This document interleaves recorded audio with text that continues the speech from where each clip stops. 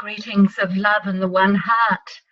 Dear friends and co-workers, may you be blessed at this conference and through all this year with an open heart, with so much joy and peace within, and amazing transformations, transfigurings, so much joy. I've been blessed to be invited to the conference in 2020. My name is Soluntra,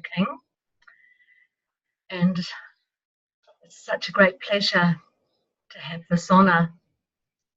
I just want to share with you now just a few little things about my experiences at Uluru and Katajuta in the past, and also what I'll be sharing with you in 2020.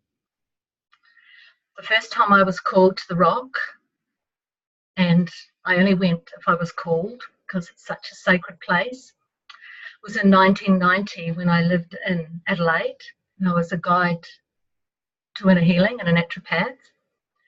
And from the minute I got in the car to drive up there, and it was dirt roads in those days, so it took a few days and nights, I just had mucus pouring out of my nostrils. And after many rolls of toilet paper and tissues, boxes of tissues, I got on the rock. No disrespect to the original people, but I was called and I needed to be on the rock. I was totally transmuted. Of course, the mucus stopped. And when I got back to Adelaide, the way I did healing completely changed into a whole new way, into a whole new frequency of light. Then I was called again in 2000, and this time to make the star essence of the Southern Cross. Again, I was called to actually physically go on the rock, and I went up at sunrise with all the other tourists, but I went in the opposite direction from them. And I was there for several hours in my own space, making the star essence of the Southern Cross. And that year, it was the green centre, not the red centre, because it had been raining a lot. And there were beautiful purple flowers there as well that called out to me and wanted to be made into the essence as well, that we were communing with each other. So beautiful. And then I was guided to go over towards the summit. I discovered there were no people there anymore up on the rock. I was on my own. And there was a great crater of water, and the old fellas and the ancient ones and the beautiful ancient woman, the elders on the inner planes, the sacred ones, asked me to take my clothes off and go naked into the water. It happened to be the March equinox and a blue full moon. So here I was on the rock, naked in a pool of water on the blue full moon and the March equinox. I felt so blessed. But would you believe, I didn't really understand what was really going on until just last week. So that's over 18 years later. And it was to do with the dream time. So I've been working a lot with the dream time a lot, with the old fellas a lot. But also this past year, I've been working a lot with the creation story. And I remember being there at the very beginning when the earth was first formed. And I'm sure many of you are also connected to this, because all of us that are working with the new earth and anchoring in the new earth have been here before. And we are now finally coming full circle. And it was to do with the dark god that had separated originally, and we've had this whole drama of duality going on ever since, and all the wars, the trauma, the whole carry-on, which is so incredibly boring, and I'm sure you're tired of it just as I am, but we're coming to the end of it now, of course.